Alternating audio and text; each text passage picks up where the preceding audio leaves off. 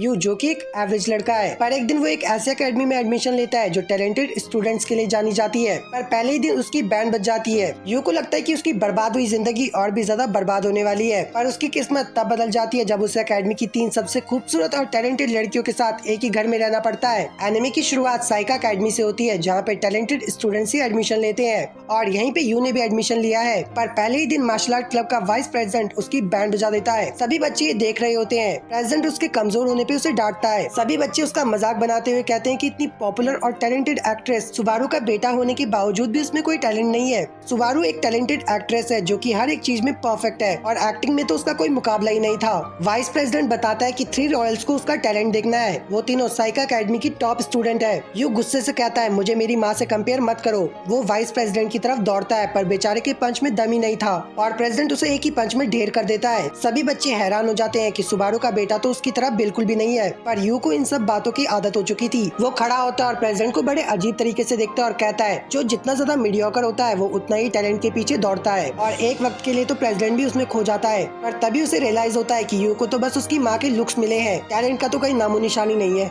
You यहाँ से जाने ही वाला होता है पर प्रेसिडेंट जानता था कि टैलेंट ना होने की वजह से उसे स्कूल में क्या क्या फेस करना पड़ेगा। पर तभी एक लड़की दौड़ कर आती है और उसे लात मार देती है। इस लड़की का नाम होता है निको और ये भी एक रॉयल है और एक कराटे चैंपियन भी। तभी वहाँ पे 2 बाकी रॉयल्स भी आ जाती हैं, जो कि है मीवा, स्कूल की टॉप परफॉर्मिंग स्टूडेंट और साथ ही चेस चैंपियन, और 3rd रॉयल है काजुकी, आर्ट डिपार्टमेंट की सबसे अच्छी स्टूडेंट और थिएटर क्लब की बेस्ट एक्ट्रेस। यू कांपने लगता है कि ये तीनों यहाँ पे क्या कर रही है। काजुकी यू के पास आती है और जब उसे पता चलता है कि यू के पास तो कोई टैलेंट ही नहीं है तो वो उससे कहती है कि तुम जैसे स्टूडेंट्स के लिए यहाँ पे कोई भी जगह नहीं है। पर तभी यू उन्हें अपनी एप्लीकेशन दिखाता है जिसमें लिखा था कि यू बस जनरल एजुकेशन ज्वाइन कर रहा है। पर उन लोगों को तो पता ही नहीं होता है कि आखिर ये चीज है क्या, क्योंकि वो लोग तो हमेशा से ही स्पेशल एजुकेशन चूज करती आई है। इन लोगों की नौटंकी देखकर यू यहाँ से जाने लगता है पर निको उसे रोक के कहती है पहले यहाँ की साफ सफाई कर दो। पर यू गुस्से से कहता है कि मैं तुम्हारा कोई नौकर वोकर नहीं हूँ। निको बोलती है ये रूल है कि जो भी मुकाबला हारता है उसे डोजो साफ करना पड़ता है, फिर चाहे चाट के साफ करो या हाथ से साफ करो, पर डोजो साफ हो जाना चाहिए। और यहाँ पे यू का दिमाग खराब हो जाता है कि पहले तो उसे बिना बात के मुकाबले में घसीटा जाता है और अब उससे जबरदस्ती साफ सफाई करवाई जा रही है। शाम को सभी बच्चे ट्रेनिंग के लिए वापस आते हैं पर डोजो इतना चमचमा रहा होता है कि तुम लोग अपनी शक्ल उसमें देख सकते हो। इसके बाद हमें एक फ्लैशबैक दिखाया जाता है जहाँ पे जब यू छोटा था तब वो बस एक ही चीज चाहता था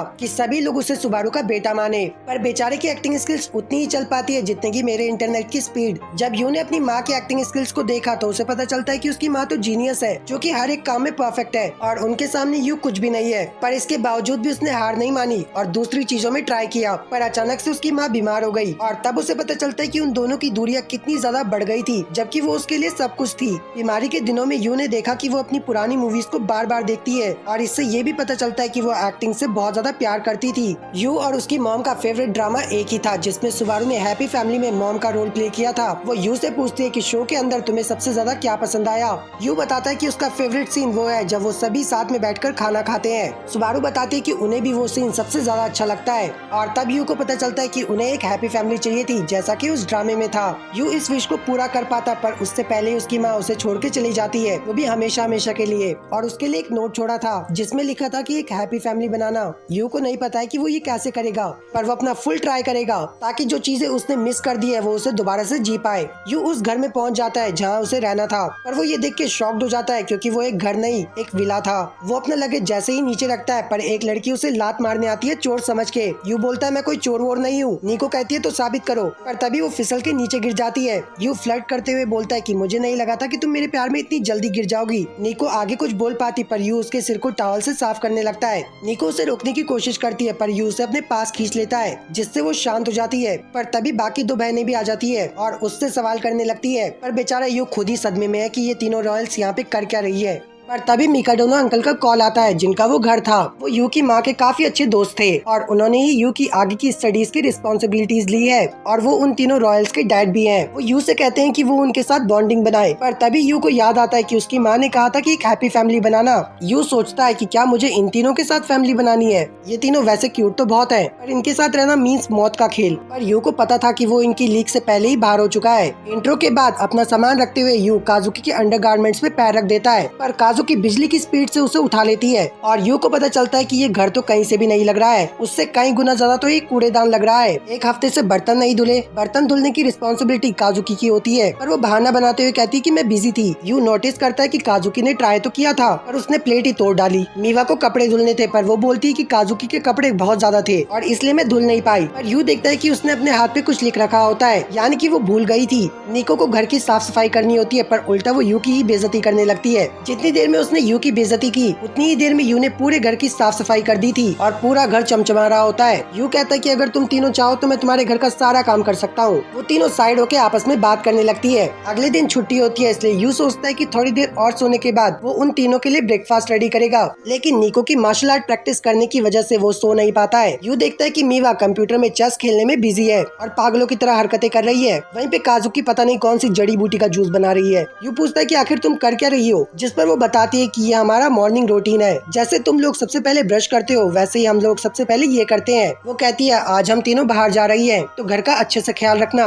यू चाहता था कि वो सब साथ में ब्रेकफास्ट करे पर काजुकी बताते कि लेट हो जाएगा। यू मीवा को आवाज लगाता है पर मीवा तो चॉकलेट खा के अपने दिमाग को बूस्ट कर रही थी। वो मीवा को बुलाने जाता है पर मीवा को इतना इंटेंसली फोकस देखकर उसे अपनी माँ की याद आ जाती है। यू अपनी माँ के लिए हर रोज खाना बनाता था पर उसकी माँ हमेशा ही जल्दी में रहती थी और कभी भी यू का खाना नहीं खाती थी। वो हमेशा ही फ्रोजन फूड खाती थी। तब यू समझ नहीं पाया था कि आखिर जीनियस लोग क्या सोचते हैं। ट्रेनिंग के बाद निको देखती है कि टेबल पे ब्रेकफास्ट रखा है, जिसे देख के उसकी लार टपक जाती है। यू उसे खाना ऑफर करता है पर निको तुरंत मना कर देती है। वो बोलती है इसमें प्रॉपर न्यूट्रिएंट्स नहीं है। यू पूछता है पर क्यों? तब वो बताती है कि हम एथलीट्स को अपना खाना कंट्रोल करना पड़ता है और एक असली एथलीट वही होता है जो खाने को उतनी ही इम्पोर्टेंस दे जितनी वो ट्रेनिंग को देता है। और इसीलिए काजुकी भी वो जूस पीती है जिससे उसकी आइडल इमेज और फेस का ग्लो बना रहे। मीवा भी मीठी चीज इसलिए खाती है ताकि वो अपने दिमाग को अच्छे से चला सके। वो तीनों बहनें जल्दीबाजी में घर से निकलती है पर यू उन्हें रोक के कहता है तुम तीनों कुछ भूल रही हो। तीनों ही बहनें अपना पूरा बैग चेक करने लगती है पर उन्हें समझ में आता है कि उनके पास तो सब कुछ पहले से ही होता है। पर यू कहता है कि अपना ध्यान रखना। पर तीनों ही बहनें उस पे भड़क जाती है कि इतनी छोटी सी बात बोलने के लिए तुमने हमारा इतना टाइम वेस्ट किया। और यहाँ पे तीनों ही बहनें ब्लश कर रही होती है। दूसरी तरफ यू को अंकल मिकाडोनो का कॉल आता है। वो पूछते हैं कि तुम्हारा पहला दिन कैसा गया और बिजी होने की वजह से वो ज्यादा विजिट नहीं कर पाएंगे, इसलिए यू को ही उनका ध्यान रखना होगा। और तीनों को प्रोडिजी होने की वजह से आगे काफी सारी प्रॉब्लम्स फेस करनी पड़ेगी, इसलिए तुम्हें उनका साथ देना होगा। कुछ दिनों बाद काजुकी का एक बहुत ही मुश्किल ऑडिशन होने वाला है। निको को भी चैंपियनशिप में विनिंग स्ट्रीक मेंटेन करनी है और मीवा का भी चेस कंपटीशन होने वाला है और यही सबसे अच्छा मौका है तुम्हारे और उनके बीच दूरियां कम करने का। कॉल कट हो जाने के बाद यू सोच में पड़ जाता है कि वो उन तीनों को हैंडल कर भी पाएगा या नहीं, क्योंकि वो किसी भी चीज में उन तीनों के आसपास भी नहीं है और अगर उन्हें हार फेस करनी पड़ी तो वो तीनों ही टूट जाएंगी, क्योंकि यू अच्छे से जानता है कि फेलियर क्या होता है और इसलिए वो डिसाइड करता है कि वो उनके साथ बैठकर खाना खाएगा ताकि उन्हें और अच्छे से समझ पाए। निको सबसे पहले घर आती है और यू को देखते ही चिल्ला पड़ती है। यू चाहता है कि वो उसका बनाया हुआ खाना टेस्ट करे, लेकिन निको सोचती कि वो इतनी जल्दी हार नहीं मानेगी। उसे लगता है कि वो गिव अप कर देगा, पर यू तो और भी जोश में कुकिंग करने लगता है और यू ने बहुत सारी रेसिपी बुक्स खरीदी होती है ताकि वो उन तीनों के लिए एथलीट डाइट बना सके। वो प्रॉमिस करता है कि मैं ऐसा खाना बनाऊंगा जिसे तुम लोगों ने कभी नहीं खाया होगा। निको बोलती है तुम बेकार में ही मेहनत कर रहे हो, क्योंकि हमें तो शहर के टॉप शेफ का बनाया हुआ खाना तक पसंद नहीं आता था। सिर्फ हम लोग ही डिसाइड करते हैं कि हम लोग क्या खाएंगे, फिर चाहे पैकेट फूड ही क्यों ना हो। इसके बाद निको चेक करने आती है कि यू ने हार भी मानी या नहीं, लेकिन जैसे ही वो टेबल को देखती है वो पूरी तरह से हैरान रह जाती है, क्योंकि टेबल पे फुल न्यूट्रिएंट्स खाना रखा होता है, जिसे देख के साफ साफ पता चल रहा होता है कि ये खाना स्पेशली एथलीट्स के लिए बनाया गया है। निको ये जानकर ब्लश करने लगती है कि यू ने उसके लिए इतनी सारी मेहनत की। निको खाना खाना स्टार्ट करती है और यू की तारीफ करते हुए थकती नहीं है। यू भी इमेजिन कर रहा होता है कि चलो पहली बिल्ली के साथ तो उसका बॉन्ड थोड़ा सा सही हो गया है, पर मीवा भी चुपचाप देख रही थी और खाने को देख के उसकी भी लार टपक रही होती है। जब मीवा नीचे आती है तो यू उसे भी अपनी तरफ कर लेता है और कहता है उसने ऐसा खाना बनाया है जो उसके ब्रेन को बूस्ट करेगा। मीवा खाना खाना स्टार्ट करती है और निको को पता चलता है कि इस गधे ने तो मीवा के लिए भी खाना बनाया है। वो दोनों बात करने लगती है कि कितना टाइम हो गया उन्हें साथ में बैठे हुए। तभी वहाँ पे काजुकी भी आ जाती है और वो उन दोनों को साथ बैठा हुआ देखकर हैरान हो जाती है। यू उसे भी झांसा देता है कि उसने उसके लिए एक ऐसा खाना बनाया है जिसे खा के उसका फेस और भी ग्लो करेगा, पर वो मना कर देती है। निको बोलती है साथ में बैठकर खाना खाने में क्या बुराई है, पर काजुकी बोलती है ये सब मेरे लिए नहीं है। यू भी जानता था कि इस बिल्ली को मनाना उतना भी आसान नहीं होगा। यू बहुत ज्यादा डिसअपॉइंट हो जाता है। निको को उसके लिए बुरा लग रहा था और उसे पता था कि यू ने खाना बनाने में कितनी ज्यादा मेहनत की है। निको काजुकी का खाना छीन लेती है और यू उसे बताता है कि अगर तुमने काजुकी का खाना खाया तो तुम मोटी हो जाओगी। इसके बाद 3 दिन बीत जाते हैं और यू भी स्कूल जाना स्टार्ट कर देता है। यू सोच रहा होता है कि आखिर काजुकी को कैसे मनाया जाए। वो डिसाइड करता है कि सबसे अच्छा तरीका उससे सीधे जाके बात करने में है, पर काजुकी के फैंस ने उसको पूरी तरह से घेर रखा होता है। यू काजुकी को ग्रीट करता है, पर काजुकी कहते हैं कि यू जैसा इंसान उससे बात करने के लायक नहीं है। यू कहता है बड़ी मतलबी हो यार तुम, मुझे बस एक मौका दो, जो चीज तुम्हें चाहिए वो मैं तुम्हें दूंगा। काजुकी बोलती है दिमाग खराब तो नहीं हो गया ना तुम्हारा, घर चलो फिर बताती हूँ। और सभी लड़कियां ये सुन के पागल हो जाती है और पूछती है कि क्या तुम लोग डेट कर रहे हो। इसके बाद यू निको की हेल्प लेता है काजुकी के करीब जाने के लिए। यू उसे आवाज लगाता है, पर निको को सुबह की बात याद आ जाती है। कुछ बंदे यू के पास आते हैं कि वो निको के साथ इतना फ्रेंडली कैसे हो रहा है, पर निको खुद ही गुस्से से फूट रही होती है। इसलिए वो मीवा के पास जाता है, पर मीवा अपनी क्लास में अकेले चेस खेल रही थी। वो सुनती है कि आगे बैठी हुई कुछ लड़कियों को मैथ में कुछ दिक्कत आ रही है और मीवा बड़े आराम से उन्हें आंसर बता देती है और सरप्राइज होने की जगह वो डर के वहाँ से चली जाती है। यू क्लास में एंटर करता है और देखता है कि दोनों बहनों के एकदम अपोजिट। मीवा के पास कोई भी भीड़ नहीं है। यू कहता है साथ में लंच करें, पर वो मना कर देती है क्योंकि वो नहीं चाहती थी कि यू उसे खाते हुए देखे, पर यू उसके पीछे पड़ जाता है और एट द एंड मीवा थक हार के मान जाती है। यू पूछता है कि तुम लोगों से बात क्यों नहीं करती हो, पर मीवा बताती है कि वो लोग गधों जैसी बातें करते हैं, मैं तो एक रॉयल हूँ इसलिए मैं सबसे अलग हूँ। यू उसकी कंडीशन को अच्छे से समझ पा रहा था। वो बोलता है मैं भी एक रॉयल हूँ। मीवा पूछती है पर कैसे। यू कहता है मैं रॉयली इडियट हूँ और रॉयली कमजोर भी हूँ। और मीवा उसकी बातों से चिढ़ जाती है, पर एक प्यारी सी स्माइल देकर उसे इडियट बोलती है। और शांत होने के बाद वो दोनों लंच करते हैं और मीवा बताती है कि काजुकी के पास जाने के लिए तुम्हें उसके फेवरेट खाने के बारे में जानना पड़ेगा। वो आगे बताती है कि जब काजुकी 3 साल की थी तो वो चाहती थी कि उनकी माँ उसके लिए अलग से स्पेशल खाना बनाए और उस टाइम पे वो बहुत खुश रहती थी। पर यू तो बौखला जाता है कि इसकी मेमोरी कितनी स्ट्रॉन्ग है। शाम को यू कुछ स्पेशल बनाने का सोचता है, पर तभी काजुकी आती है और बेहोश होकर नीचे गिर जाती है। काजुकी बोलती है मुझे कुछ नहीं हुआ है, बस मैं थोड़ा सा थक गई थी। लेकिन मीवा उसका सर टच करती है और उसका हाथ जल जाता है। यू उसके लिए पॉरिज बना के लाता है, पर वो सबको रूम से बाहर भगा देती है, ये कहते हुए कि उसे उनकी मदद की कोई जरूरत नहीं है। और काजुकी बहुत ही ज्यादा शर्मिंदा थी कि वो अपनी हेल्थ का ध्यान खुद नहीं रख पाई और हर दिन यू उसके लिए कुछ स्पेशल खाना बनाता था, पर काजुकी हर किसी को रिजेक्ट कर देती थी और कहती थी कि ये सब तेरी तरह ही बेकार है। पर इस बार यू भड़क जाता है और उसके रूम में घुस जाता है। काजुकी उसे कमरे से बाहर निकालने जाती है, पर वो उसके ऊपर ही गिर जाती है। यू कहता है कि अगर ऐसा ही चलता रहा तो तुम अपनी रिहर्सल मिस कर दोगी। और वो ये भी कहता है कि मैं तुम्हारा पार्टनर बन जाऊंगा जब तक तुम ठीक नहीं हो जाती। और वो फ्लेक्स करते हुए कहता है कि आखिर मैं इतनी महान एक्ट्रेस सुबारू का बेटा जो हूँ। एक टाइम पे काजुकी को भी लगता है कि यू एक्टिंग में काफी ज्यादा अच्छा होगा और जब वो डायलॉग पढ़ना स्टार्ट करता है तो काजुकी उसे कचरे की तरह रूम से बाहर फेंक देती है। पर यू हार नहीं मानता और हर रोज उसके साथ प्रैक्टिस करने आता है और काजुकी उसे बार बार रूम से बाहर फेंक देती है। बचपन से ही सभी लोग काजुकी को अप्रिशिएट करते थे कि वो एक प्रोडिजी है और हर बार उसने लोगों की एक्सपेक्टेशंस को पूरा किया है और इसीलिए वो जल्दी से जल्दी ठीक होना चाहती है ताकि वो रिहर्सल कर सके। रात में पानी पीने के लिए जब वो नीचे आती है तब वो देखती है कि यू उसका एक्टिंग पार्टनर बनने के लिए उसके ड्रामा देख रहा है। उसका हार्डवर्क काजुकी को काफी अच्छा लगता है, पर एक्टिंग का तो पूछो ही मत। और उसी रात के बाद काजुकी के थॉट्स यू को लेकर चेंज हो जाते हैं क्योंकि वो हार्डवर्क तो बहुत करता था पर परफॉर्मेंस में ही गुड़गोबर कर देता था। इसलिए काजुकी उसे एक और मौका देती है और हर बार की तरह वो कचरा कर देता है। पर काजुकी के हल्के से सपोर्ट करने के बाद 14 साल में पहली बार इमोशंस के साथ वो परफॉर्म कर पाता है। काजुकी को रियलाइज होता है कि यू बुरा लड़का नहीं है और यू को भी थोड़ी सी जलन होती है कि इतनी छोटी सी बात के लिए वो इतना ज्यादा इमोशनल हो गया। और इसके बाद काजुकी भी यू का बनाया हुआ खाना खाने के लिए मान जाती है। यू काफी ज्यादा खुश हो जाता है, पर काजुकी बोलती है इतना उछलने की जरूरत नहीं है, मेरी एक कंडीशन है। और वो बेड पे जाकर खुद को ब्लैंकेट से लपेट लेती है ताकि वो अपनी आगे आने वाली एम्बेरसमेंट को संभाल सके। और हिम्मत जुटाने के बाद वो बोलती है कि मुझे बैंगन, मशरूम और गाजर बिल्कुल भी पसंद नहीं है। और यू यहाँ पे बौखला जाता है कि उसकी इतनी सारी मेहनत इसलिए बर्बाद जा रही थी क्योंकि वो 2 साल के बच्चों की तरह सब्जियां खाने में नखरे दिखा रही थी। इसके बाद काजुकी भी यू का बनाया हुआ खाना खाने के लिए मान जाती है, जिसे देख के दोनों ही बहनों को सदमा लग जाता है कि आखिर ये हमारे साथ खाना कैसे खा रही है। काजुकी कहती है कि जब तक इसमें गाजर नहीं है तब तक मुझे इससे कोई प्रॉब्लम नहीं है, लेकिन यू चुपके से कहता है कि मैंने गाजर को घिस के डाला है, जिससे वो बहुत ही ज्यादा एम्बेरस हो जाती है। यू काफी खुश हो जाता है कि चलो इतनी मुश्किलों के बाद तीनों बिल्लियों के साथ उसका बॉन्ड तो थोड़ा सही हुआ। छुट्टियों में तो वो सब साथ में खाना खाते थे, पर वीक डेज में वो बहनें पूरा दिन प्रैक्टिस के लिए बाहर रहती थी। पर यू ने ये चीजें पहले ही फेस कर रखी थी जब उसकी माँ शूटिंग की वजह से हफ्ते भर घर नहीं आती थी और इसी वजह से वो इतने दूर हो गए थे। उसे रियलाइज होता है कि उसकी माँ की तरह तीनों ही बहनें गॉड गिफ्टेड हैं। उसे याद आता है कि उनके डैड ने उसे उनका हेल्पिंग हैंड बनने के लिए कहा था और उसकी माँ ने उसे एक हैप्पी फैमिली बनाने के लिए कहा था। पर यू तो जानता ही नहीं था कि एक हैप्पी फैमिली होती कैसी है, इसलिए वो अपनी माँ का फेवरेट शो देखता है जिसमें उसकी माँ ने एक ब्यूटीफुल वेडिंग ड्रेस पहनी थी। उनके पास एक घर और बच्चे थे जिनसे वो बहुत प्यार करती थी। उसी वक्त तीनों बहनें घर आ जाती है, पर निको तो हैरान हो जाती है कि यू रोमांटिक शो देख रहा है। पर काजुकी नोटिस करती है कि यू तो अपनी माँ का शो देख रहा है और उसे लगता है कि शायद यू को अपनी माँ की याद आ रही है। काजुकी यू के पास जाकर कहती है कि हम लोगों को खुश करने के लिए तुम्हें घर के काम करने की कोई जरूरत नहीं है। पर यू गुस्सा हो जाता है और बोलता है कि एक टाइम ऐसा था जब मेरी और मेरी माँ के बीच की दूरियां काफी ज्यादा बढ़ गई थी, लेकिन जब मुझे पता चला कि मुझमें और उनमें कोई डिफरेंस नहीं है, पर तब तक बहुत देर हो चुकी थी और इसीलिए मैं ये गलती दोबारा नहीं करना चाहता हूँ। इसीलिए बंदा सीधा कह देता है कि वो उन तीनों के करीब आकर एक खुशहाल परिवार बनाएगा, जिसे सुन के तीनों ही बहनें कोमा में चली जाती है। पर निको बोलती है उतना भी आसान नहीं है जितना तुम सोच रहे हो। उसी टाइम पे शो में वेडिंग सीन चल रहा होता है, जिसे देख के तीनों ही बहनें सोचती कि क्या खुशहाल परिवार से यू का मतलब उनसे शादी करना है, और तीनों खुद को वेडिंग ड्रेस में इमेजिन करने लगती हैं। पर वो सोचती है कि वो यू जैसे एवरेज और लूजर लड़के के साथ कभी भी शादी नहीं करेंगी। तभी यू निको का बर्थडे पूछता है, जिससे निको थोड़ी सी कंफ्यूज हो जाती है। असल में यू बस ये जानना चाहता था कि उन दोनों में से बड़ा कौन है, जिससे यू उसे छोटी या बड़ी बहन बुला सके। पर इसको सुनते ही तीनों बहनें वॉल्केनो की तरह गुस्से से फूटने लगती है। नहाते हुए निको सोच रही होती है कि कोई इतना बेवकूफ कैसे हो सकता है, घर में इतनी सुंदर लड़कियां और उसको बड़ी बहन और छोटी बहन चाहिए। तभी उसे यू के चिल्लाने की आवाज आती है। वो भाग के देखने के लिए आती है कि आखिर क्या हो गया,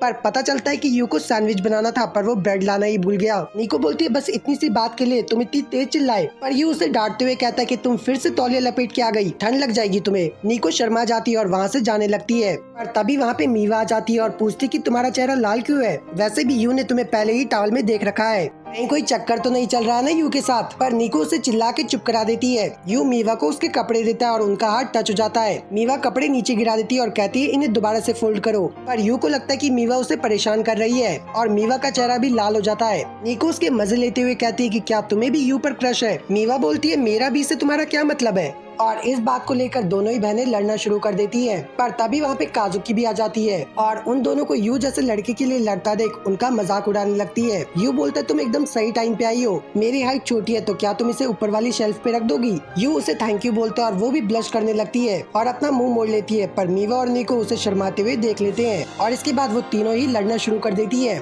यू जाके पूछता है कि आखिर तुम तीनों किस बात के लिए लड़ रही हो। ये सुन के वो तीनों ही बहनें चिढ़ जाती है और अपने अपने रूम में चली जाती है। यू देखता है कि घर दोबारा से कूड़ेदान बन गया है और उससे गुस्सा आ जाता है। यू को भी पता चल चुका था कि उसकी माँ के शो जैसी फैमिली बनाना आसान नहीं है, पर जब उन लोगों ने साथ में खाना खाया था तब उसे बहुत अच्छा लगा था। सफाई करते हुए उसे उन तीनों की बचपन की फोटो मिलती है। उनकी इस पिक्चर को देखने के बाद वो इमेजिन करता है कि उस टाइम वो कितना खुश होंगी, लेकिन अब ऐसा क्या हो गया कि ये लोग जंगली बिल्ली बन गई। यू एक एक करके तीनों से पूछता है पर तीनों कुछ भी नहीं कहती है। यू समझ जाता है कि तीनों बहनों में से कोई झूठ बोल रहा है और जिसने भी वो फोटो वहाँ छोड़ी है वो अभी भी चाहती है कि चीजें पहले की तरह सही हो जाए। अगले दिन वो बताती है कि कंपटीशन के लिए उन तीनों को शहर से बाहर जाना पड़ेगा और इसीलिए उसे घर में अकेले रहना पड़ेगा। यू को पता था कि तीनों प्रोडिजी हैं तो शहर से बाहर आना जाना तो लगा ही रहेगा। स्कूल में यू चेक करता है कि वो लोग कहाँ जा रही है और उसे एक धमाकेदार आइडिया आता है। रात के टाइम वो उन तीनों के लिए दूध गर्म करता है और कहता है कि उसने उनके लिए एक होटल बुक किया है जिससे उन्हें कोई प्रॉब्लम ना हो। मीवा बोलती है इसका मतलब दोबारा से होटल का बोरिंग खाना खाना पड़ेगा। यू पूछता है तो क्या इसका मतलब तुम्हें मेरे हाथ का खाना खाना पसंद है,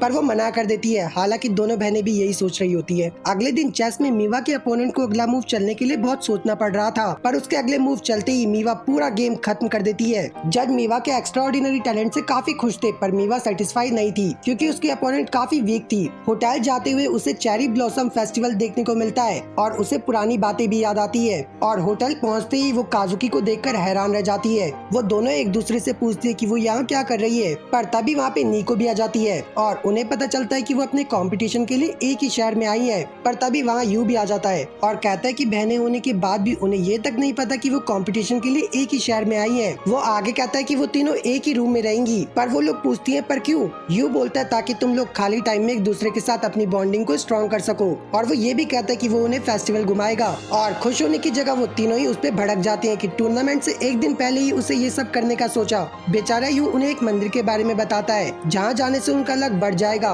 निको बोलती है हमें इसकी कोई जरूरत नहीं है। यू बताता है कि उनकी फील्ड के काफी सारे पॉपुलर एक्टर और एक्ट्रेस सब उस मंदिर में जाते हैं और वो उन्हें फेस्टिवल फूड भी दिखाता है। वो तीनों कहती हैं कि ये होटल के खाने से तो काफी अच्छा लग रहा है। काजुकी मान जाती है, पर वो कहती है कि मेरी एक शर्त है और वो कंडीशन ये है कि अगर उन्हें उसके साथ घूमने जाना है तो उन तीनों को ही ट्रेडिशनल ड्रेस पहननी पड़ेगी।